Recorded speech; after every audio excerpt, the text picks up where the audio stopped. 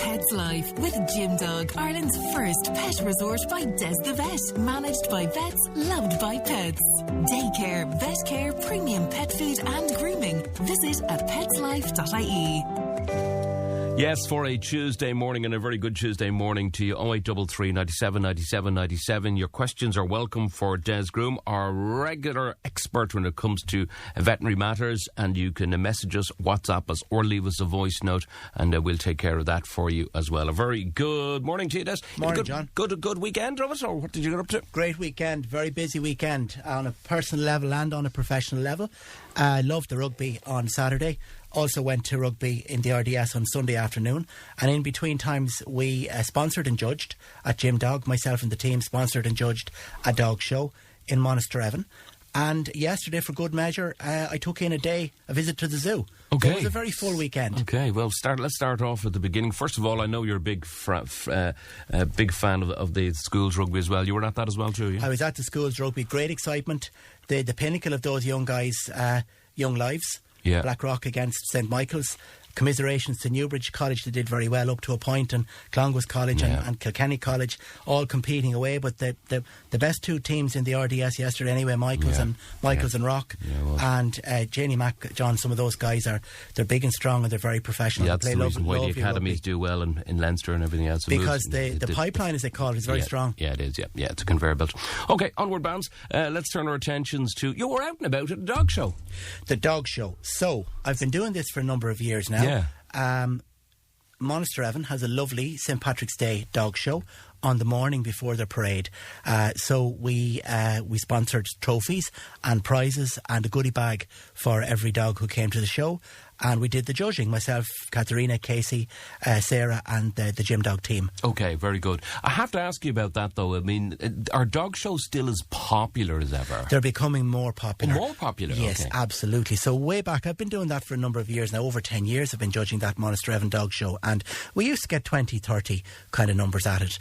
And then we had to skip it. We had to miss it for a couple of years due to the COVID. Mm-hmm. And last year was the first parade in a couple of years. Numbers were over 50. Wow. Yes, and St Patrick's Day this year, would you believe we had close to 80 dogs came for the dog show. In Monasterevin? In Monasterevin, which is a small town, right? Yeah. Small town with a great, vibrant community of local people. And in a village or a town the size of Monasterevin, close to 80 dogs turned up for a dog show on St Patrick's Day. That's a phenomenal indicator of the level of dog ownership and the interest that people have in pets. And what's the attraction of entering them? The attraction is it's an opportunity to look at everybody else's dogs and admire everybody else's dogs and have fun watching your dog interact with others.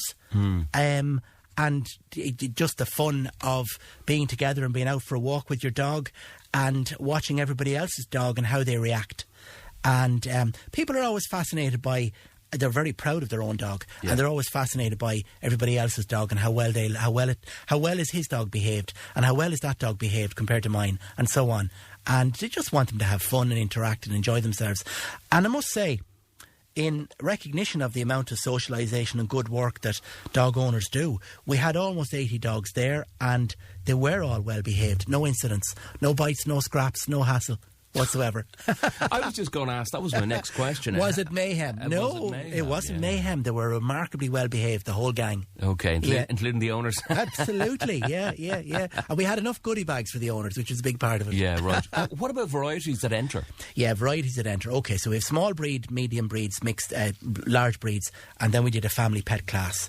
And what I noticed this year increasingly is that there's a pattern in the type of dogs that people are owning. First of all, the most popular family dog pets nowadays are a mixed breed type of Cavachon, Cavapoo, Cockapoo. Yeah. I would say, I didn't do a head count, but between the small breed and the medium breed class, out of that group, we must have had 30 or 40 of those mixed types. Okay. Now, they're ideal family pets because you take a working dog like a Cocker Spaniel, or you take a Cavalier King Charles Spaniel and you cross it with a Bichon Frise or a Poodle or a Springer, you get a lovely healthy outcross. Okay. They make great family pets. So there are loads of Cavachons, Cavapoos, Cockapoos out there, and I think that's a great trend because they're a healthy outcross and they're an ideal family pet. Okay, and that goes on to, I suppose, the follow-on question with kind of people who are experimenting with breeds and everything else, and crossbreeding and all that type of stuff. That's a positive story. Outcrossing. Outcrossing is a create key buzzword, yeah. Yes, outcrossing to create good characteristics. Okay. So, I was talking last week about the brachycephalics, the ones with bad breathing and the squashed faces, the ones we don't like to see being perpetuated, right? Yeah. If you take a pug and cross a pug with a beagle, you can get a lovely outcross that has better breathing and better biomechanics than the purebreds. But it doesn't end there, Des, because unfortunately there's a little bit of breathing going on with inbreeding, isn't there? Now, this is the dark side of it. Okay. That these brachycephalics are worth too much money. Yeah. Pugs, Frenchies, if people don't know the type of dog I'm talking about. Pugs, French bulldogs, English bulldogs. Yeah. They're beautiful, they're very cute. People like the cute noises they make and the lovely human-like features that they have and lovable behaviours. But they have breathing difficulties. They often have a narrow throat, a narrow airway, small nostrils. They might have an elongated soft palate. Yeah. And they might have a narrow larynx. Right. So that leads to a syndrome called BOAS, brachycephalic obstructive airway syndrome. Right. Yeah. Now, and that's pretty popular in those games. Popular as in the ailment more so than anything else. The ailment is common in them because of the breeding. Yeah. So people are breeding cousins and nieces and nephews and God knows what to each other to create lovely colours and to create this desirable appearance. But the inbred defects then are becoming more and more common. Yeah. So I actually did a podcast on my Spotify last week about it, appealing to people who own Frenchies or pugs. If you do want to breed from one of these, outcross it with a Cavalier or a Bichon or a Beagle or something with a better shaped face to create a nice outcross. Okay, what's the knock-on effect with all of that going ahead into the future? Well, the knock-on effect, vets worry that the purebreds are becoming too popular. Right. But the movement to outcross them and improve their genetics, that movement is gathering pace also. The British Veterinary Association have issued guidelines for improved conformation and improved anatomy, improved facial shape of these brachycephalic breeds. And that's to encourage people to breed from the ones that have a better nose, a better muzzle, a better larynx, and not to breed from the ones with the very squashed faces. So those measures are really positive because hopefully it'll mean that the bad defects will be bred out. Right. That's what you'd be hoping. Okay, very good indeed. What about, we were talking about over the last couple of weeks, moving on with the shelters and everything else, and the overloading of shelters as well is also an issue it's becoming more prominent too, isn't it? It is. And now, one very positive thing, what I love about the opportunity to see big numbers of dogs in one place like that, 80 dogs in one village, if you like, it's a population snapshot of what type of dogs are out there. A big number of that group were lurchers, whippets, greyhounds, or crosses of those. But that's a good idea. That's good, isn't it? Which is great. So they'd be sight hounds. Yeah. Typically, they're rescued from hunting environments. Right. Or rescued from hunters or whatever. And they end up in shelters, and I'm delighted to see many people willing to rescue these, take them in, foster them. I always see on the various different dog sites or the animal sites, whether it's the KSPCA or whatever, my own neck of the woods is the LSPCA, but when you often see lurchers coming up as dogs that are often go up and are often taken in. Yeah. Less so, what happens to greyhounds? I mean, are we in that scenario where we're still got problems there? I think people are a little bit afraid of them. Maybe there's a perception out there that a greyhound mightn't be as domesticated or as tame. Yeah. And it's a pity because greyhounds are beautiful, lovable. They're very gentle, they're very passive, they're very kind. They don't need as much exercise as you think. And their behaviour towards other dogs is generally very good. The only proviso is a lot of them are not good around cats. Right. But they make lovely pets, and there's a lot of them out there. So I'm really pleased to see so many people willing to rescue these dogs, greyhounds and lurchers, because they do that'd be the one message I get out to people. Make contact with the Irish Greyhound Trust, and if you do go into the various shelters, KW, WSPCA and the Dog Pound and so on, don't rule out taking in a bigger sight hound. Even if your own space is modest enough, small enough, you'd be surprised. They need company and companionship and a bit of a run and a bit of a walk. Some of the retired greyhounds are not as active as you might think. And they're often at the stage in their lives where they just want a quiet life. Are they okay and easy to manage, as in health-wise? Or is there issues like with those type of dogs? No, they're actually very healthy. Okay, right. Yeah, interestingly enough.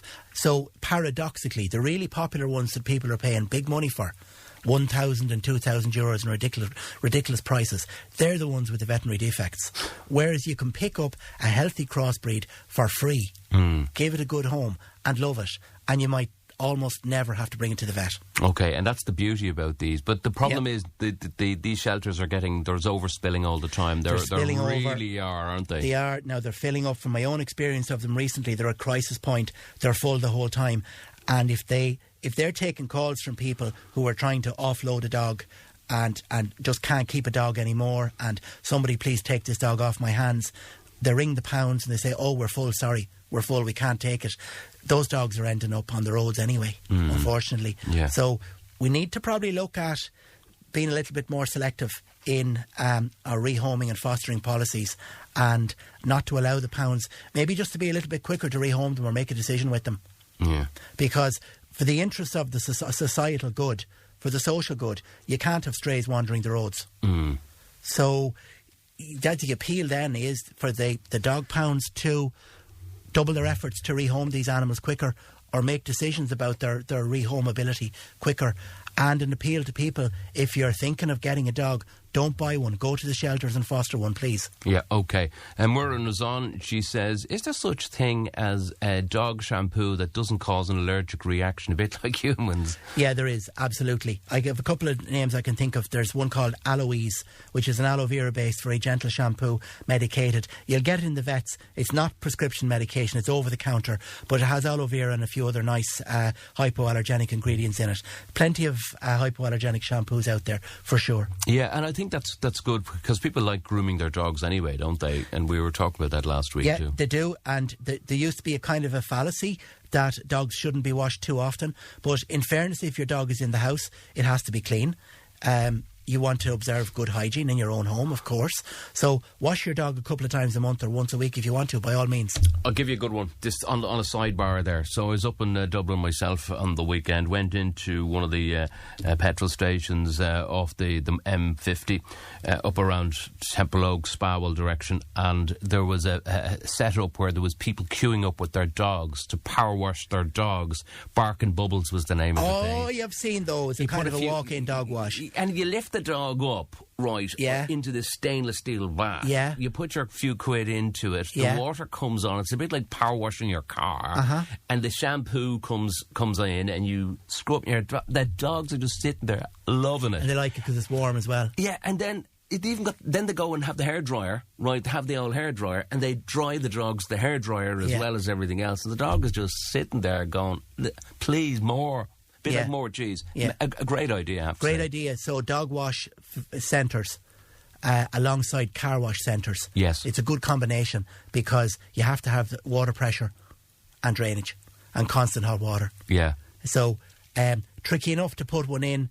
If you didn't have a car wash set up already, it would probably be an expensive enough facility to install. Yeah. Because you'd have to have the drainage and the water pressure correct. And I could see something like that becoming very trendy over the next while or so. It is, in other countries it is, apparently. Yeah. Cities in Australia and cities in New Zealand and the States and parts of the UK, they're quite the thing, the dog wash.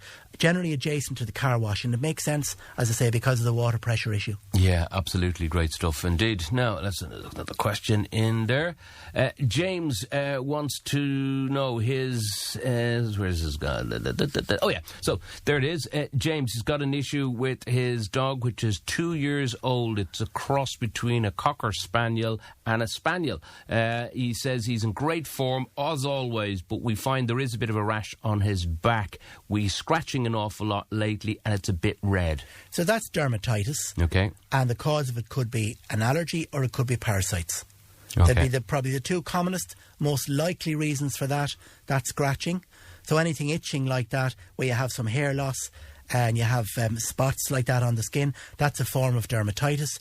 Could be, as I say, either parasites, parasitic dermatitis, such as mites or fleas, or it could be an allergy.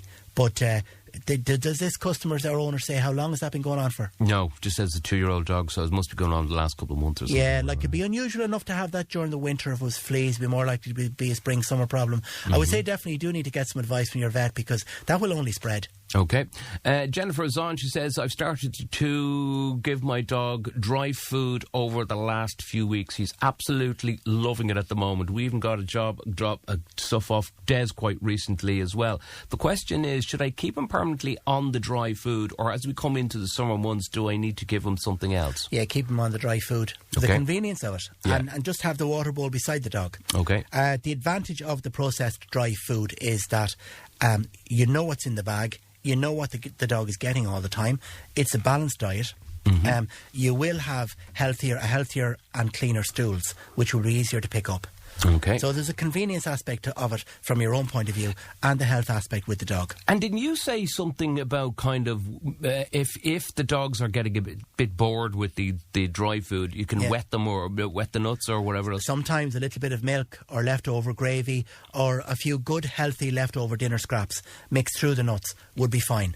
If you're putting a lot of scraps in with the nuts, then you need to reduce the amount of nuts you're feeding. Would that work with cats as well? Yes, it would. Okay, absolutely. Very good. And the other one was, there was a message that came in afterwards last week about giving the cats and dogs, or particularly, they like eating carrots and turnips and all this type of stuff. Is that good for them? Yeah, it is. Now, cats are obligate carnivores. So primarily cats would be meat eaters. Right. Dogs, on the other hand, this is a misconception. People think dogs are carnivores. They're actually not. They're omnivores. So they do need vegetables. Okay. So it's a really good idea to supplement a dog's diet with vegetables such as broccoli, carrots, peas you can give, cooked potatoes you can give, brown rice is a great one. Yeah. I would just appeal to people to avoid pastries and breads. Yeah. Definitely avoid pastries and breads, and avoid anything that's processed. Yeah. Avoid processed human foods. But good natural vegetables, carbohydrates such as rice, perfect additions to a dog's diet. I remember my wife's red setter from many years ago back, Max, her dad's dog, that she used to eat everything bar peas. He just spit the peas out. Wouldn't eat the peas. Yeah, and people are feeding fruit and all kinds of things to dogs, and some fruits are okay. Yeah, okay, very good. How often should you shampoo or wash an animal? Anna in the Thai wants to know. Well, once a week would be more than enough. Would you even do it that much? You might.